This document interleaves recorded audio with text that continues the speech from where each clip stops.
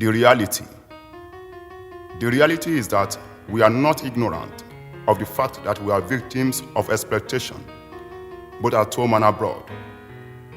Those people that have never been to Nigeria before are aware of the enormous resources available within the economy of our nation.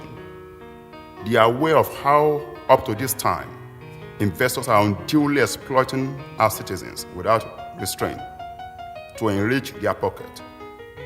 They are aware of how wasteful we can be by dumping the inheritance of our nation and continent into maxed accounts in foreign lands. Most foreign-owned companies in Nigeria do not even pay tax. They pay a certain percentage to some citizens that usually cover up the rest.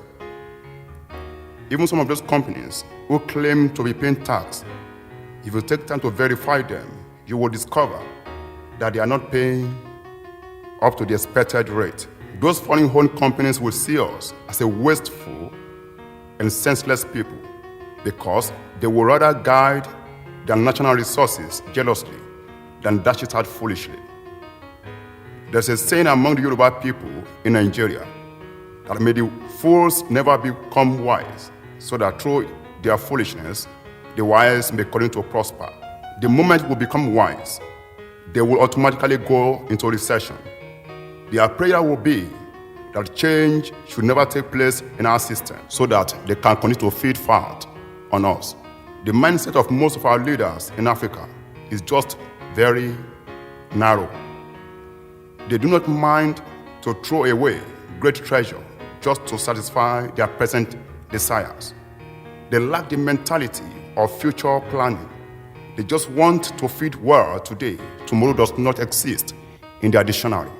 No wonder that our continent is in such a despicable situation, despite the billions of dollars being generated from petroleum and other resources.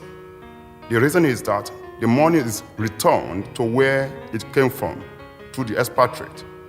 Government officials, as well as the politicians, also take some back to the foreign accounts. The bottom line is that these saboteurs make sure that they take away the gains of our continent and respective nations from the rest of us, and only a few of them have access to it.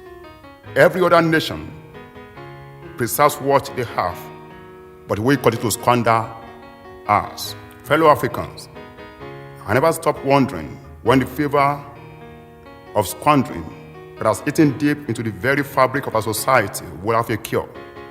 Moreover, I've never heard of a specialist doctor that can cure such a disease that has plunged Africa into our present state of pity.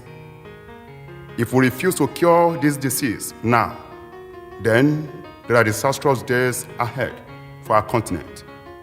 The renewal of our mindset is the only cure to the fever of squandering and mismanagement. I therefore charge all Africans anywhere to unite to make our country and our continent truly great.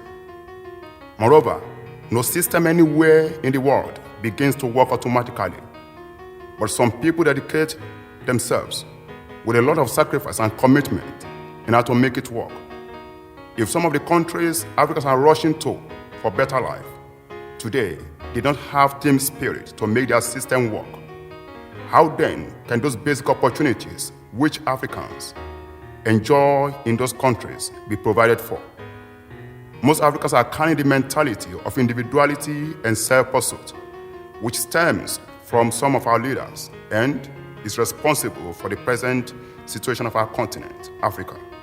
Moreover, a continent is not without people. People make up a continent. Likewise, Africa consists of people. Therefore, if we say we do not care about Africa as Africans, it means that we do not care about the people. This is the exact footsteps of some of our past leaders and even the present leaders, which we need to erase and make good footsteps for people coming after us. We need to channel a new direction for progress and stability of our continent, either socially, economically, and as well as bring our people to the knowledge of godliness because the product of godliness are positive characters, which are love, respect for others, equal distribution of resources, as well as kindness and selfless service. Going back to history, many countries with economic prosperity today face their problems in time past, but they put away their differences of every kind and agree on a common voice for positive change. Your contribution at any level for progress matters. And adage says, little drops of water makes a mighty ocean. So also, your little drops of ideas and care can make a better Africa that we are all looking forward to have. A scripture says, a kingdom is not judged by words, but by the demonstration of the kingdom power.